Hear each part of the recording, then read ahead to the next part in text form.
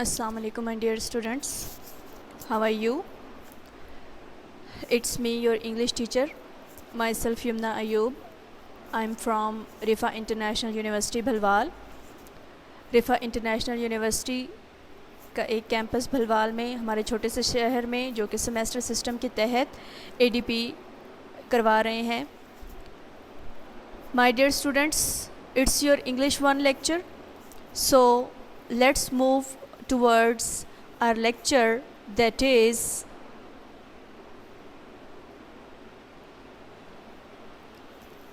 Tenses.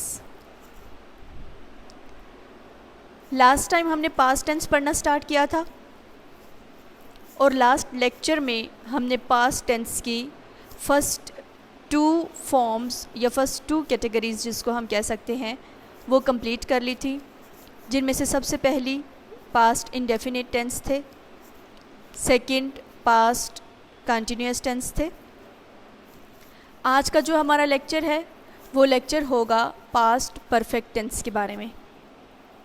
आज का हमारा लेक्चर पास्ट परफेक्ट टेंस के बारे में होगा कि पास्ट परफेक्ट टेंस उसकी उर्दू में क्या पहचान होती है और इंग्लिश में ट्रांसलेट करते हुए इस टेंस में हमने कौन से हेल्पिंग वर्ब्स, कौन सी फॉर्म ऑफ वर्ब्स और कौन से स्ट्रक्चर को फॉलो करके तो टेंस को ट्रांसलेट करना होता है.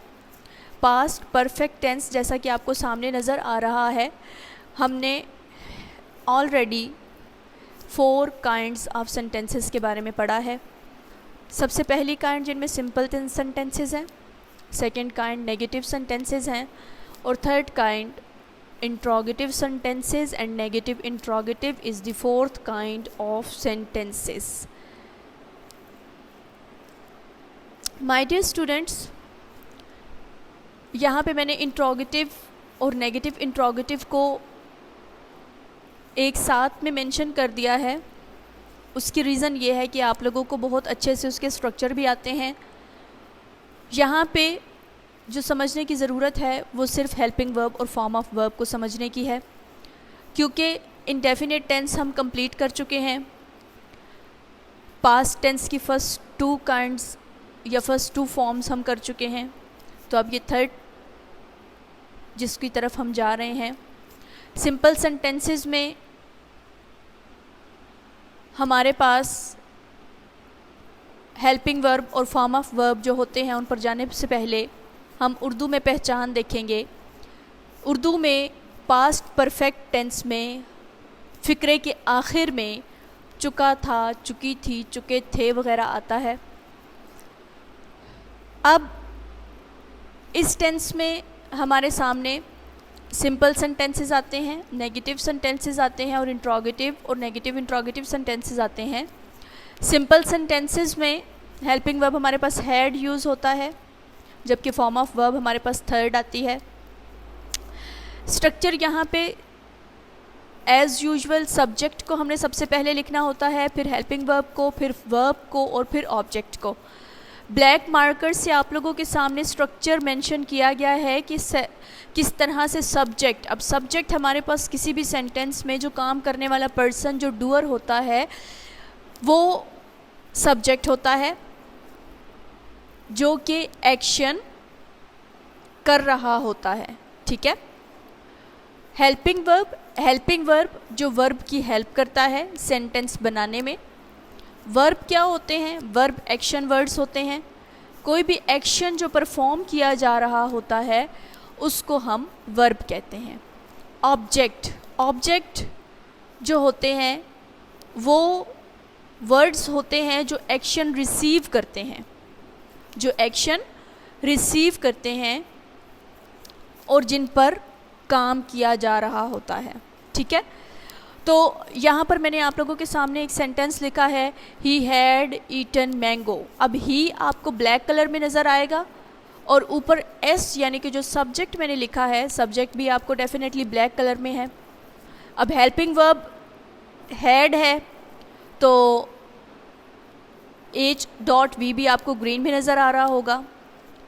वर्ब रेड में लिखा है अब सेंटेंस में जहाँ पर जो वर्ब होगा वो भी रेड से लिखा गया है, ऑब्जेक्ट है तो ऑब्जेक्ट ब्लू से लिखा है, तो सेंटेंस में जो ऑब्जेक्ट होगा वो ब्लू से लिखा होगा, ताकि आप लोगों को ये समझ आए, आप लोगों को ये क्लियरली बात जो है वो माइंड में बैठ जाए कि सब्जेक्ट, हेल्पिंग वर्ब, वर्ब और ऑब्जेक्ट एक सेंटेंस में क्या होते हैं। ठीक है, सिंपल सा सेंटेंस है, कोई इसमें सच एज ऐसी प्रॉब्लम नहीं है, ना ही इसमें कोई जो है वो कोई मुश्किल है। सिंपल सा सब्जेक्ट है, सिंपल सा इसका मेथड है इसको बनाने का। हेड आपने लगाना है और हेड के साथ थर्ड फॉर्म ऑफ वर्ब लगानी है। मैंने आपको इससे पहले बताया था कि अगर हम पास्ट परफेक्ट टेंस पढ़ें, प्रेजेंट परफेक्ट टेंस पढ़ें या फ्यूचर परफेक्ट टेंस पढ़ें, तो पूरे परफेक्ट टेंस में हमने थर्ड फॉर्म ऑफ वर्ब का इस्तेमाल करना होता है।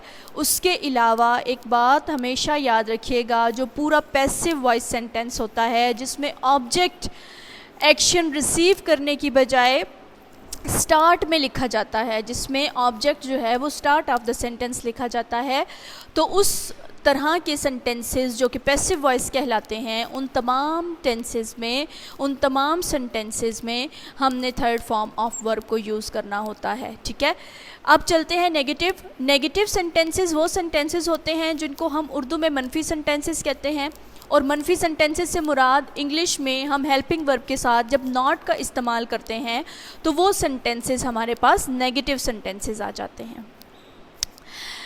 नेगेटिव सेंटेंसेस बनाने के लिए हेल्पिंग वर्ब अब ऑलरेडी हमारे पास है। हेल्पिंग वर्ब हम हैड को यूज़ कर रहे हैं, और इसी हैड को यूज़ करते हुए जब हम इसके साथ नॉट का इस्तेमाल करेंगे तो ये हमारे पास हैड नॉट बन जाएगा, जिसको हम नेगेटिव सेंटेंसेस में यूज़ करेंगे। Form of verb as usual third ही रहेगी। ठीक है जी, अब इसका स्ट्रक्चर किस तरह से है कि subject plus had not plus verb and object. और अगर यहाँ पर एक एग्जाम्पल देखी जाए जो हमने सिंपल सेंटेंस में, पॉजिटिव में, इजर्टिव सेंटेंस में एक एग्जाम्पल ली है, ही हैड ईटन मैंगो, अगर उसको ही हम नेगेटिव में चेंज कर दें तो वो इस तरह से आ जाएगी, he had not eaten mangoes. ठीक है, he had not eaten mangoes. ये पास्ट परफेक्ट टेंस के नेगेटिव सेंटेंसेस के बारे में हम पढ़ रहे हैं। नेक्स्ट हम देखते हैं इंट्रोगेटिव सेंटेंसेस। इंट्रोगेटिव सेंटेंसेस में एज़ यूजुअल स्ट्रक्चर को मेंटेन करते हुए हमने हेल्पिंग वर्ब को स्टार्ट में लगाना है। हेल्पिंग वर्ब को स्टार्ट में लगा देना है, यानी कि हेल्पिंग वर्ब यहाँ पे हमारे पास जो दिया गया है वो है हैड, HAD, हैड। हैड को हम बिफोर द सब्जेक्ट लगा देंगे, और form of verb as usual जो हमने सिंपल सेंटेंस में यूज़ की है, जो नेगेटिव सेंटेंस में यूज़ की है, वो ही फॉर्म ऑफ वर्ब हम इंट्रोगेटिव सेंटेंस में भी यूज़ करेंगे, और वो फॉर्म ऑफ वर्ब है third form of verb. Third form of verb का नाम क्या होता है? Past participle. ठीक है, थर्ड फॉर्म ऑफ वर्ब का क्या नाम है? थर्ड फॉर्म ऑफ वर्ब का नाम है पास्ट पार्टिसिपल। स्ट्रक्चर इसका देख लेते हैं जो कि हेल्पिंग वर्ब स्टार्ट में आ जाएगा, सब्जेक्ट के बाद not plus verb plus object, and the necessarily part of the tense is और the sentence is question mark. Question mark is the punctuation mark that differentiate the sentence from the negative and the simple. ठीक है, question mark एक ऐसा punctuation mark है जो कि interrogative sentences को simple और नेगेटिव से चेंज करने में बहुत हेल्प देता है। एक तो हमने क्या करना है कि हेल्पिंग वर्ब को स्टार्ट में लगाना है, सेकेंडली हमने क्या करना है, हमने इसकी आगे क्वेश्चन मार्क लगाना है। Had he not eaten mangoes, यानी कि क्या वो आम नहीं खा चुका होगा। इसके साथ जो नेक्स्ट हमारी अगली फॉर्म है नेगेटिव इंट्रोगेटिव वाली, उसमें भी हेल्पिंग वर्ब सेम हैड और नॉट यूज़ होगा, फॉर्म ऑफ वर्ब भी थर्ड यूज़ होगी, लेकिन उसके स्ट्रक्चर में थोड़ी सी चेंजिंग आ जाएगी। स्ट्रक्चर इस तरह से हो जाएगा जैसे helping verb plus subject plus not plus verb और प्लस ऑब्जेक्ट और क्वेश्चन मार्क, जैसे had he not eaten mango. ठीक है जी।